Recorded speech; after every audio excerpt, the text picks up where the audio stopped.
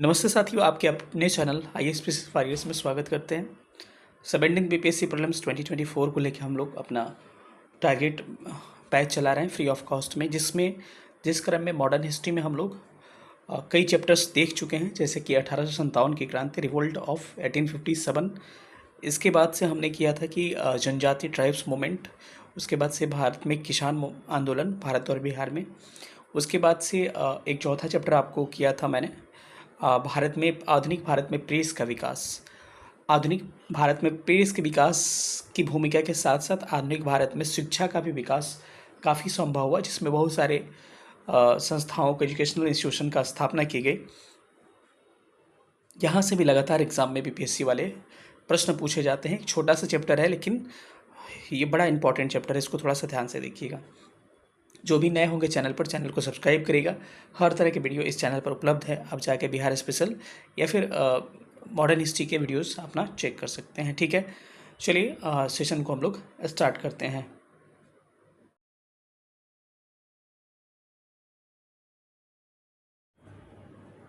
सबसे पहले यहाँ पे देख पा रहे होंगे आप कि लिखा गया है कि भारत में शिक्षा का विकास के क्रम में देखा जाए तो सबसे पहले आधुनिक भारत में शिक्षा का जन्मदाता कहा जाता है चार्ल्स ग्रांट को। तो कभी आपको प्रश्न पूछे कि किसको आधुनिक भारत में शिक्षा का जन्मदाता कहा जाता है, तो कहिएगा चार्ल्स ग्रांट थे। इनका नाम आप ध्यान रख सकते हैं। सबसे पहले स्क्रीनशॉट ले लीजिए ताकि ये चीज़ें सबको क्लियर होती जाए। ठीक है, जितना मैं घेरूंगा आपके लिए वही इंपॉर्टेंट होगा ज़्यादा।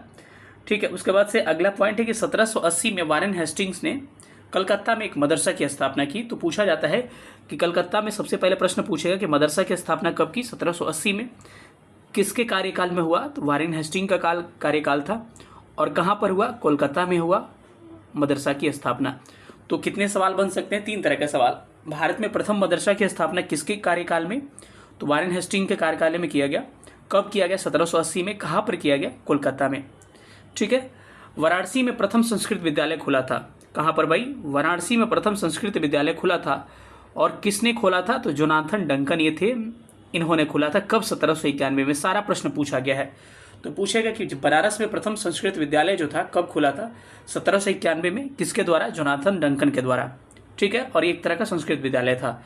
और ये प्रश्न जो है ना, सारा आपको कई बुक से, आपको स्पेक्ट्रम, NCERT, हर जगह से प्रीवियस ईयर क्वेश्चन, घटना चक्र, हर जगह का कलेक्शन है। इसीलिए आपको देखने में इतना बेहतरीन लग रहा होगा कि लग रहा है सब क्वेश्चन आने वाला एग्जाम में लग रहा है एकदम छप जाएगा एग्जाम में। इस तरह के प्रश्न सारे हैं। 3 फैक्ट हमने देखा कि आधुनिक भारत में शिक्षा का जन्मदाता चार्ल्स ग्रांट को कहा जाता है। उसके बाद से वारेन हेस्टिंग ने कोलकाता में प्रथम मदरसा की स्थापना किया था।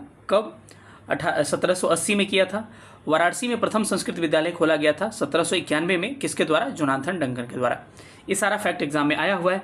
अगला प्रश्न एक पूछता है, Asiatic Society of Bengal. Asiatic Society of Bengal की स्थापना कब किया गया था, तो 1784 में किया गया था। और किसके द्वारा किया गया था, तो विलियम जोन्स के द्वारा। तो सारे पॉइंट्स को ध्यान रखिएगा कि एशियाटिक सोसाइटी ऑफ बंगाल पूछेगा कि कब स्थापित किया गया, 1784 में। किसने स्थापित किया, तो विलियम जोन्स ने स्थापित किया।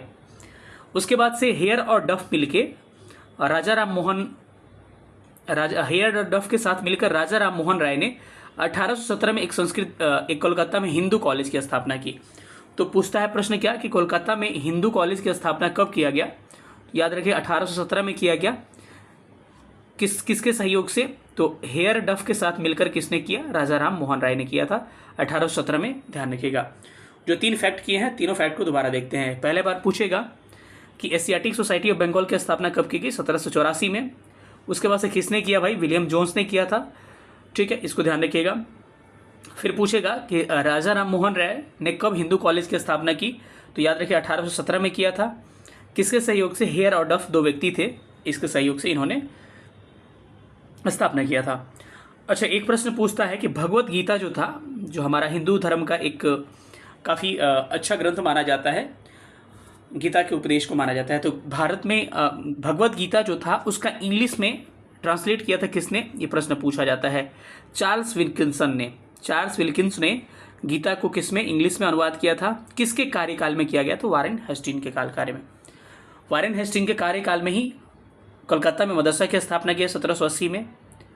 ठीक है, इसी के कार्यकाल में 1784 में एशियाटिक सोसाइटी की स्थापना किया गया विलियम जोन्स के सहयोग से।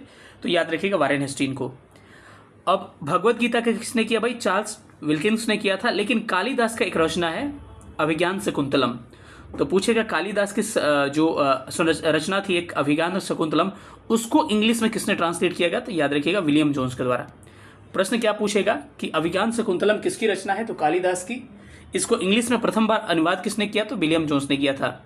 ठीक है, और ये विलियम जोन्स वही है जो एशियाटिक सोसाइटी ऑफ बंगाल की स्थापना 1784 में की गई थी, ऐसे याद रखिएगा। याद करने का अच्छा तरीका है कि जिसने एशियाटिक सोसाइटी ऑफ बंगाल की स्थापना की 1784 में, उसने ही आपको क्या किया गया? अभिज्ञान शकुंतलम की आपको इंग्लिश में ट्रांसलेट किया। अब अगला प्रश्न है कि भारत में प्रथम महिला कॉलेज की स्थापना कब किया गया था? यह भी बड़ा इंपॉर्टेंट प्रश्न है। तो 1916 में किया गया था। किसके द्वारा? डी.के. कर्वे के द्वारा। तो पूछेगा कि भारत में प्रथम महिला कॉलेज कब बना था? 1916 में। किसके द्वारा? डी.के. कर्वे के द्वारा। एक अगला है कि बनारस हिंदू यूनिवर्सिटी BHU जिसको कहते हैं, किसकी स्थापना 1916 में किया गया? किसके द्वारा भाई? मदन मोहन मालवीय के द्वारा। तो पूछेगा कि BHU की स्थापना किसके द्वारा किया गया? मदन मोहन मालवीय के द्वारा। कब? 1916 में। लेकिन इसका शिलान्यास कौन किया? उस समय जो गवर्नर जनरल हुआ करता था, लॉर्ड हार्डिंग। तो हार्डिंग के कार्यकाल में इसको भी पूछा है। नीचे वाले पॉइंट्स को एक बार और रिकॉल करते हैं कि भगवत गीता का अनुवाद किसने किया भाई? चार्ल्स विल्किंस ने। चार्ल्स विल्किंस ने भगवत गीता का अनुवाद किया। किसके कार्यकाल में? वारेन हेस्टिंग्स के कार्यकाल में। कालिदास की जो रचना थी अभिज्ञान शकुंतलम, इसका इंग्लिश में अनुवाद किया किसने? विलियम जोन्स ने किया। तो इसको दो को ध्यान रखिएगा। यही विलियम जोन्स जो एशियाटिक सोसाइटी ऑफ बंगाल की स्थापना 1784 में किया था। भारत में प्रथम महिला कॉलेज जो था 1916 में कॉलेज खुला था। किसके सहयोग से? डी.के. कर्वे ने इसको स्थापित किया था। और BHU की स्थापना 1916 में किया गया था। किसके द्वारा? मदन मोहन मालवीय के द्वारा। और इसका शिलान्यास किसने किया था? लॉर्ड हार्डिंग ने किया था। ये सारे फैक्ट को ध्यान रखिएगा, जितने मैंने गोला लगाया है सब इंपॉर्टेंट है। चाहिए तो फिर से स्क्रीनशॉट आप ले सकते हैं इसका। चलिए अगले पेज पे थोड़ा सा हम लोग चलते हैं।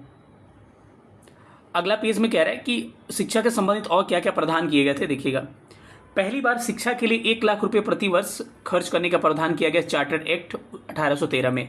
ये जब हम पढ़ाएंगे आपको पॉलिटी, तो उसमें पॉलिटी में आएगा चार्टर्ड एक्ट 1813। उसमें इसको बताया गया है कि भारत में पहली बार शिक्षा के लिए प्रति वर्ष 1 लाख रुपए देने का प्रावधान किस एक्ट के तहत किया गया? चार्टर्ड एक्ट 1813 के अनुसार। संभावना है कि हो सकता है कि कल हिस्ट्री का वीडियो ना आके पॉलिटी का आए, क्योंकि कल संडे है तो मैं सोच रहा कुछ अलग करने का। बाकी ये मत सोचिए हिस्ट्री नहीं चलेगा, हिस्ट्री भी चलता रहेगा।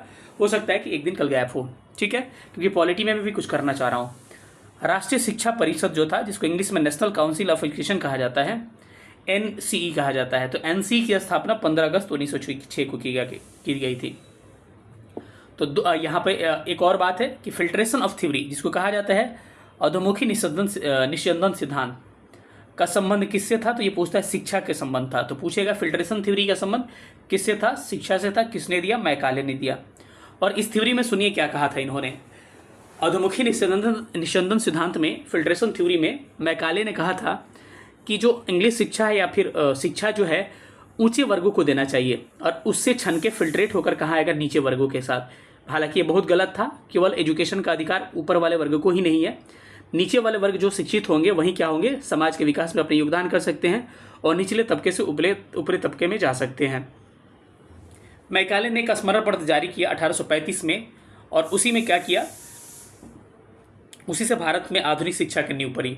तो कहा है तो मॉडर्न एजुकेशन का नींव कब से माना जाता है? कि मैकाले के 1835 के एक स्मरण पत्र था उसके जारी होने के बाद से।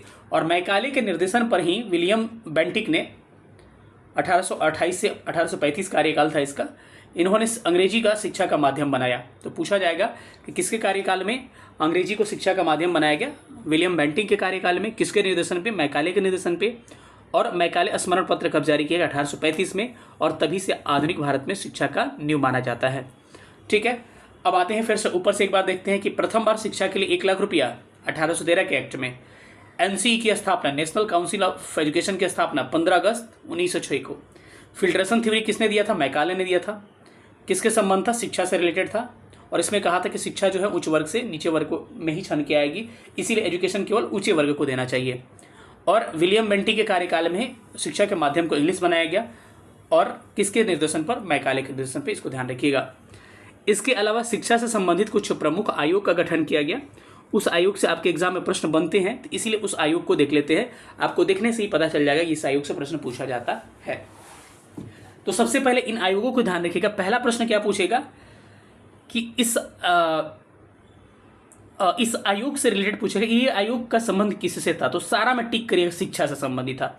जितने हमने आयोग अभी लिया है, चार्टवुड डिस्पैच, हंटर कमीशन, सैडलर, हार्टोज, सबका संबंध शिक्षा से है। तो पहले प्रश्न तो यही बना है बार बार कि हंटर कमीशन का संबंध किससे था, चार्ल्स का डिस्पैच जो सिद्धांत था इसका किससे था, या फिर कहा जाएगा सैडलर का किससे था। तो इनको ध्यान रखें, सबका संबंध किससे था, शिक्षा से था। तो चार्ल्स वुड का डिस्पैच नीति था, ये कोई आयोग नहीं था, ध्यान रखिएगा। तो ये आयोग नहीं था। प्रथम आयोग भारत का शिक्षा से संबंधित क्या था, हंटर कमीशन था। इसको एग्जाम में पूछा जाता है कि प्रथम भारतीय शिक्षा आयोग क्या था, हंटर कमीशन था। ये चार्ल्स वुड का डिस्पैच जो था ये एक तरह का इनका सिद्धांत था, ये क्या था, इनका आयोग कोई नहीं था। तो चार्ल्स वुड का डिस्पैच 1854 में आया। इसका संबंध किससे था, शिक्षा से था। ये पूछेगा इसका संबंध किससे था, एजुकेशन से था। और ये इसको शिक्षा का मैग्ना कार्टा कहा जाता है, क्योंकि शिक्षा से भारत में अधिकतर शिक्षा की शुरुआत यहीं से मानी जाती है। और इसमें क्या कहा गया, इसको सुनिएगा। इसमें कहा गया कि अगर लोअर एजुकेशन दीजिएगा, प्राथमिक शिक्षा, तो उसमें क्या होगा, जनभाषा यानी कि लोकल लैंग्वेज का प्रयोग करेंगे, जैसे कि हम हिंदी में बिहार में यूज़ करेंगे। लेकिन हायर एजुकेशन में जाने पर उच्च शिक्षा का माध्यम क्या हो, इंग्लिश हो। यही पूछा जाता है कि किसके घोषणा पत्र में कहा गया था कि हायर एजुकेशन का माध्यम क्या हो, अंग्रेजी हो। तो याद रखिए चार्ल्स डिस्पैच का संबंध किससे था, शिक्षा से संबंध था। इसको शिक्षा का मैग्ना कार्टा कहा जाता है। और ये प्रश्न तो भी आई है कि 1857 में पूछता है किसके तहत 3 विश्वविद्यालय की स्थापना किया गया। तो याद रखिएगा 3 विश्वविद्यालय स्थापित हुए, कोलकाता में, मुंबई में और मद्रास में। किसके, चार्ल्स वुड का डिस्पैच नीति के अनुसार ही। तो पूछेगा कि भारत में 3 विश्वविद्यालय कब स्थापित किए गए, 1857 में, कहाँ कहाँ पे, सब पूछा है। कोलकाता में, मुंबई में, मद्रास में। किसके घोषणा पत्र, तो चार्ल्स वुड डिस्पैच 1854 के घोषणा पत्र के अनुसार। इसे भारत का शिक्षा का मैग्ना कार्टा भी कहा जाता है। इसमें लोअर एजुकेशन के लिए जनभाषा, हायर एजुकेशन के लिए आपको इंग्लिश माध्यम को तवज्जो दिया गया। चलिए कुछ कमीशंस को और देखते हैं जहाँ से एग्जाम में प्रश्न बनने की संभावनाएं हैं। हंटर कमीशन, तो याद रखिएगा पूछेगा, ये प्रश्न पूछा है आपको पीसीएस में कि प्रथम भारतीय शिक्षा आयोग का नाम क्या था। तो याद रखिएगा हंटर मतलब कि हंटर लेके मारने, याद रखिएगा कि प्रथम जो भारत का शिक्षा कमीशन था उसका नाम था हंटर कमीशन। कब आया था, 1882 में। अब पूछा भी है किसके कार्यकाल में, तो उस समय 1882 में कौन था, आपको रिपन का कार्यकाल था। तो याद रखिएगा प्रथम भारतीय शिक्षा आयोग क्या था, हंटर कमीशन था। और किसके कार्यकाल में आया था, लॉर्ड रिपन के कार्यकाल में आया था। इसने क्या घोषणा किया, प्राथमिक शिक्षा के प्रसार पर इसने बल दिया कि बच्चों को जो प्राथमिक शिक्षा 1 to 5 वाला शिक्षा या फिर स्टार्टिंग का शिक्षा वर्ग 8 तक या फिर लोअर एजुकेशन, उस पर इसने बल देने का प्रयास किया। तो हो सकता है प्रश्न पूछ दिया जाए, पूछा है हंटर कमीशन का संबंध किससे है, तो भाई एजुकेशन से, शिक्षा से है। और ये भी ध्यान रखिएगा कि प्रथम भारतीय आयोग का क्या नाम था, हंटर कमीशन था, 1882 रिपन के कार्यकाल में। इसमें क्या बात किया गया, प्राथमिक शिक्षा के विस्तार पर जोर दिया गया। चलिए थोड़ा सा आगे देखते हैं। और आप देखिएगा कमीशन, तो पहला है आपको रैले कमीशन। तो पूछेगा रैले कमीशन का गठन कब किया गया, 1902 में। किसके कार्यकाल में भाई, तो 1902 में कौन था, आपको कर्जन था। तो याद रखिएगा रैले कमीशन 1902 में बना। और इसी कमीशन के तहत 1904 में भारतीय विश्वविद्यालय अधिनियम पारित किया गया। तो प्रश्न पूछेगा कि भारतीय विश्वविद्यालय अधिनियम कब पारित किया गया, 1904 में। किस कमीशन के तहत, तो रैले कमीशन 1902 के तहत। ठीक है, सैडलर आयोग, तो ये प्रश्न ये भी पूछा है कि सैडलर आयोग का संबंध किससे था, तो शिक्षा से।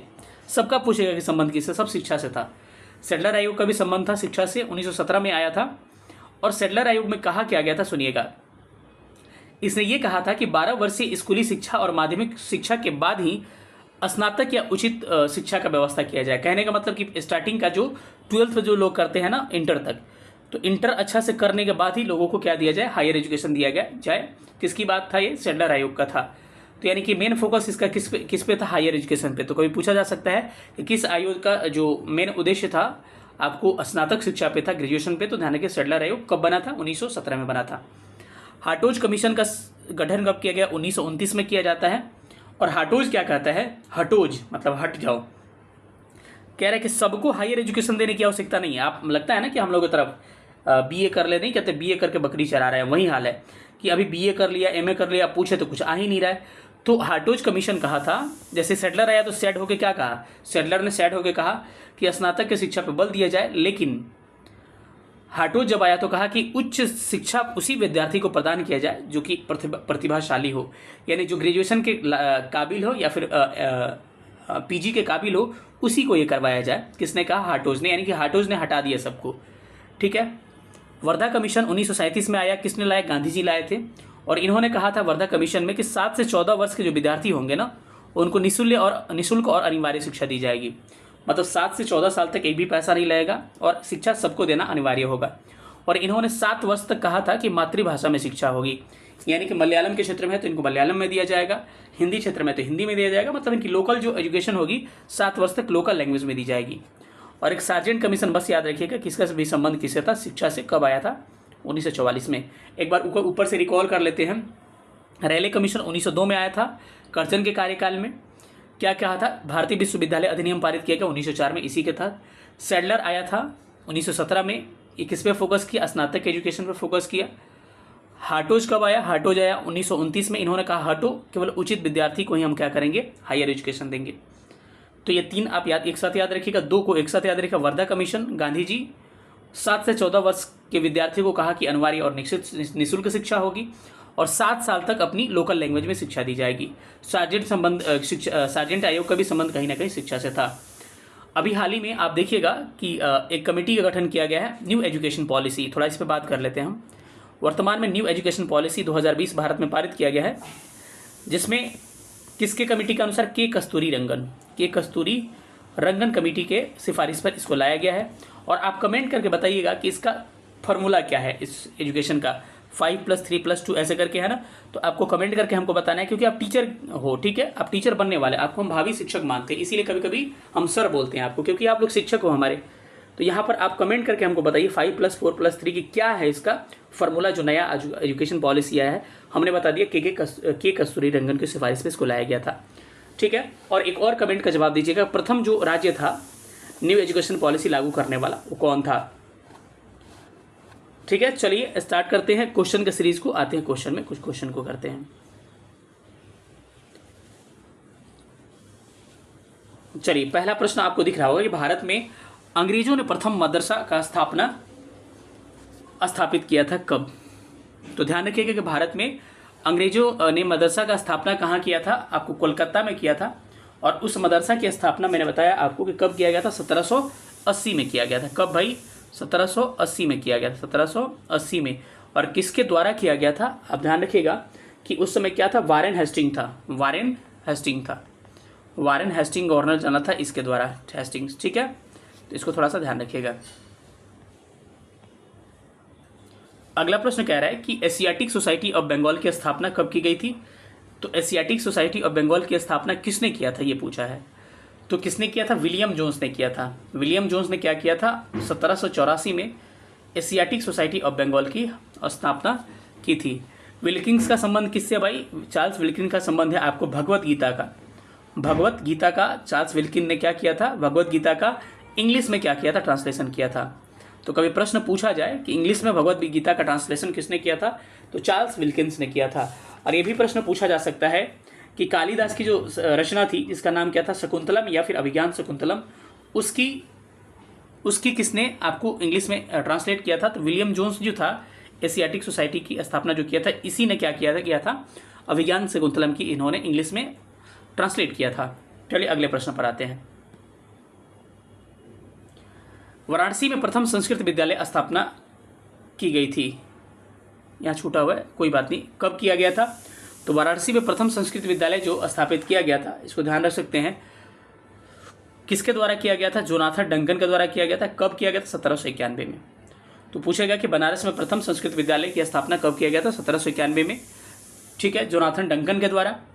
आपको ध्यान रखना है मैकाले का संबंध किससे है? इन्होंने फिल्ट्रेशन थ्योरी दिया था, जिसमें इन्होंने कहा था कि शिक्षा जो है उच्च वर्गों को ही देना चाहिए और वहीं से छठ के शिक्षक आएगी, नीचे वर्ग में आएगी। तो फिल्ट्रेशन थ्योरी किसने दिया था? मैकाले ने दिया था। और मैकाले ने स्मरण पत्र 1835 जारी किया गया था, जिसके द्वारा भारत में आधुनिक शिक्षा की नींव पड़ी। और मैकाले के निर्देशन पर ही विलियम बेंटिक ने आपको माध्यम इंग्लिश चूज किया एजुकेशन का। तो चलिए आगे हम लोग थोड़ा सा चलते हैं अगले प्रश्न पर। निम्नलिखित में अंग्रेजों में से कौन था जिन्होंने सर्वप्रथम भगवत गीता का किसमें इंग्लिश में अनुवाद किया था? तो ध्यान रखिएगा, भगवत गीता का इंग्लिश में ट्रांसलेशन जो किया था उसका नाम क्या था? मैंने अभी बताया कि भगवत गीता का इंग्लिश में ट्रांसलेशन जो किया था किसका नाम क्या था? चार्ल्स विल्किंस ने क्या किया था? आपको भगवत गीता का इंग्लिश में ट्रांसलेट किया था। वही शकुंतलम या अभिज्ञान शकुंतलम का किसने किया था? विलियम जोन्स ने। अभिज्ञान शकुंतलम किसकी रचना है? कालिदास की। इसको इंग्लिश में अनुवाद किसने किया था? विलियम जोन्स ने। और विलियम जोन्स ने ही 1784 में एशियाटिक सोसाइटी ऑफ बंगाल की स्थापना किया था। निम्नलिखित में से किसने कालिदास की प्रसिद्ध रचना शकुंतलम का अंग्रेजी में अनुवाद किया था? तो अभी हमने बताया था किसने किया था भाई, इंग्लिश में अनुवाद कालिदास की संरचना को। तो इनका नाम ध्यान रखिएगा, विलियम जोन्स ने। तो आंसर क्या हो जाएगा? William Jones is right answer. Option D is right answer. अगले प्रश्न पर आते हैं। बिहार ब्रिटिश सरकार के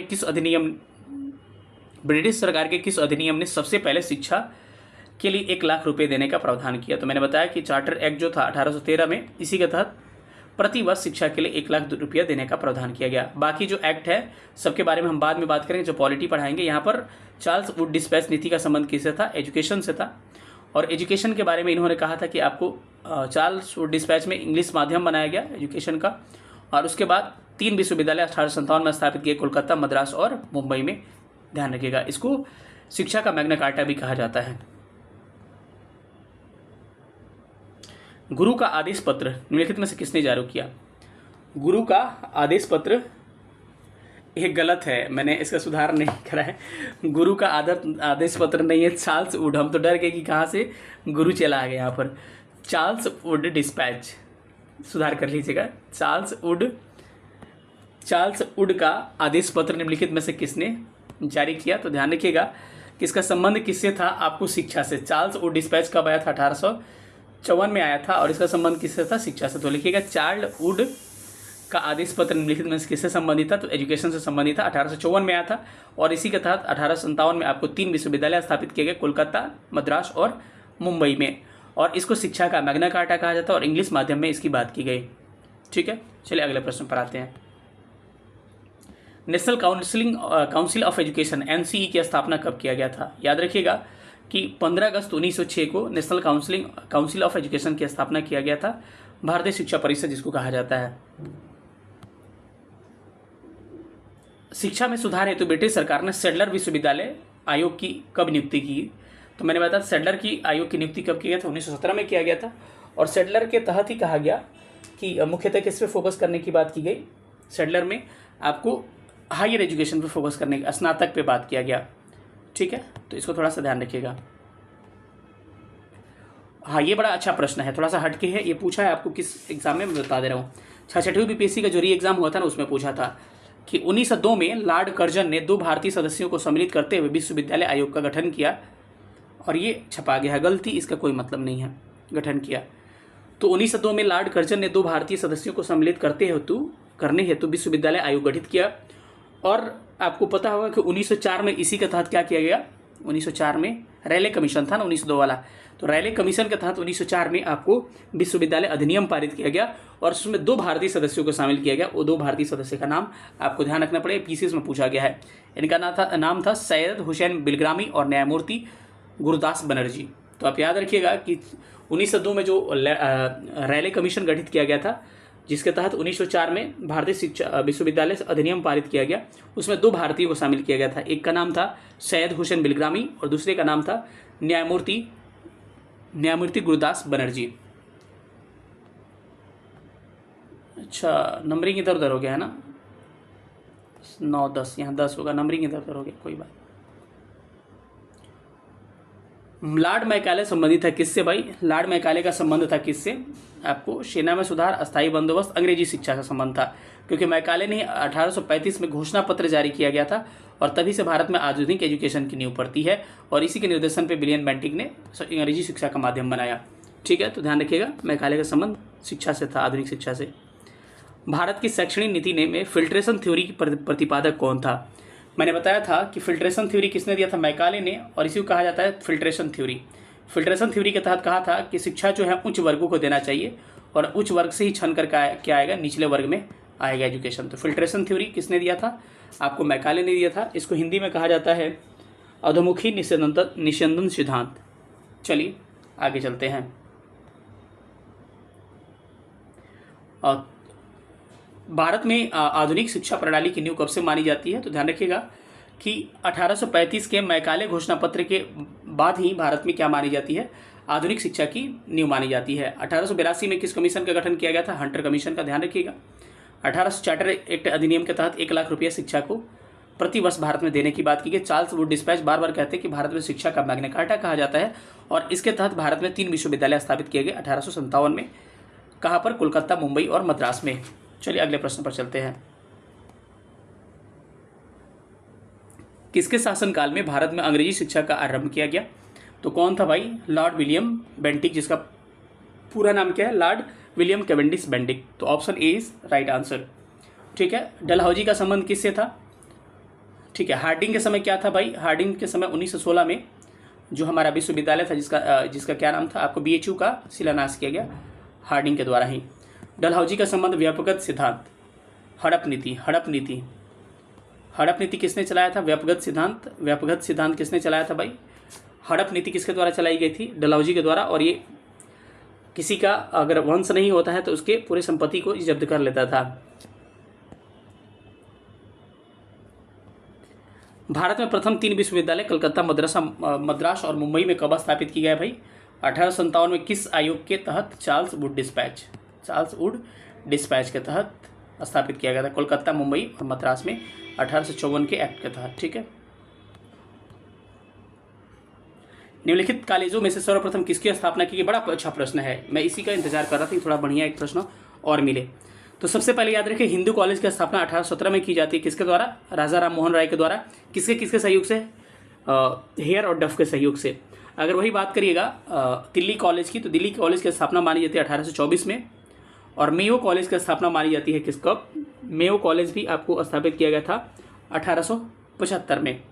और आपको मुस्लिम एंग्लो ओरिएंटल कॉलेज, जिसको कहा जाता है Mohammedan Anglo Oriental college, Syed Ahmad द्वारा इसको किया गया था 1875 में। तो कह रहे हैं कि सबसे पहले किसकी स्थापना की गई थी, तो ध्यान रखिएगा प्रश्न का राइट आंसर क्या होगा, हिंदी कॉलेज हो जाएगा, Hindu college is right answer 1817। प्रश्न संख्या 17 पर चलते हैं। डेविड हेयर और अलेक्जेंडर डफ के साथ मिलकर किसने कलकत्ता में हिंदू कॉलेज की स्थापना किया गया था, आपको याद रखना है, राजा राम मोहन राय ने। कब किया गया था, 1817 में, इनके सहयोग से। ठीक है। एक सुमेलित करने के लिए आया है, बड़ा इंपॉर्टेंट प्रश्न है, इसको भी थोड़ा सा ध्यान से करिएगा। भारत में औपनिवेशिक शासन के दौरान शैक्षणिक संस्थाओं के संदर्भ में निम्नलिखित में से कथनों पर विचार करिए। कह रहा है कि बनारस का संस्कृत कॉलेज किसके द्वारा भाई, विलियम जोन्स के द्वारा। क्या स्टेटमेंट सही है, बोला है कि युग में कौन सा इसमें सही है, ये पूछ रहा है। तो आपको पहला क्या होगा, संस्कृत कॉलेज बिल्कुल गलत हो जाएगा, विलियम जोन्स बिल्कुल नहीं। संस्कृत कॉलेज जो था 1791 में स्थापित किया गया था, तो इसको ध्यान रखिए, संस्कृत कॉलेज। ठीक है। डंकन के द्वारा, जोनाथन डंकन के द्वारा। कलकत्ता मदरसा कह रहा है कि कलकत्ता मदरसा वारेन हेस्टिंग, बिल्कुल सही है भाई। कलकत्ता मदरसा की स्थापना वारेन हेस्टिंग के समय कब की गई थी, 1780 में किया गया था। Fort William college Arthur Wellesley के समय, तो फोर्ट विलियम कॉलेज कह रहा है कि आर्थर वेलेजली के समय भी किया गया था, कब, 1800 में। तो fort William college Arthur Wellesley, तो लॉर्ड रिचर्ड कोले वेलेजली नाम था, आर्थर वेलेजली इसका नाम नहीं था। तो लॉर्ड वेलेजली था, आर्थर वेलेजली था, इसका नाम था लॉर्ड रिचर्ड कोले वेलेजली, इसका नाम था, ना कि आर्थर वेलेजली था। तो नाम गलत देके देखिए कितना फंसाया। ये प्रश्न यूपीएससी में पूछा गया, IAS 2018 में, जानबूझ करा रहा हूँ। तो देखिए थोड़ा सा के लिए भी ये स्टेटमेंट गलत हो गया, क्योंकि कई लोग वेलेजली समझ के सही मार देंगे, लेकिन वेलेजली नहीं है, वो क्या है, आर्थर वेलेजली है। और सबसे पहले याद रखिएगा, इससे प्रश्न पूछा गया है कि फोर्ट विलियम कॉलेज की स्थापना कब किया गया था, 18 जुलाई 1800 को वेलेजली के द्वारा 18 जुलाई 1800 को फोर्ट विलियम कॉलेज की स्थापना की जाती है। और फोर्ट विलियम कॉलेज का जो उद्देश्य था क्या था, सिविल सेवकों की भारत में प्रशासन हेतु फारसी और हिंदुस्तानी भाषा में शिक्षा देना। यानी कि भारत में विदेशी प्रशासकों की भारत में शिक्षा देना, ये क्या था, फोर्ट विलियम कॉलेज का मुख्य उद्देश्य था। तो इसका बस करेक्ट आंसर क्या होगा, ऑप्शन 2 वाला ही करेक्ट हो जाएगा। बहुत बढ़िया प्रश्न था ये। बनारस हिंदू विश्वविद्यालय का शिलान्यास किसने किया था, BHU का। मैंने बताया था BHU की स्थापना 1916 में मदन मोहन मालवीय के द्वारा की जाती है, लेकिन लॉर्ड हार्डिंग के द्वारा क्या किया जाता है, आपको इसका शिलान्यास किया जाता है। चलिए इसी के साथ 19 प्रश्न थे, सारे प्रश्न खत्म हो गए। थैंक यू सेशन देखने के लिए, thank you for watching IAS PCS warriors channel. और जितने लोग नए हैं चैनल को सब्सक्राइब करिएगा, अधिक से अधिक प्यार दीजिएगा। तब तक फिर मिलेंगे अगले वीडियो में, तब तक अपना ख्याल रखिएगा। सेशन देखने के लिए थैंक यू सो मच, जय हिंद।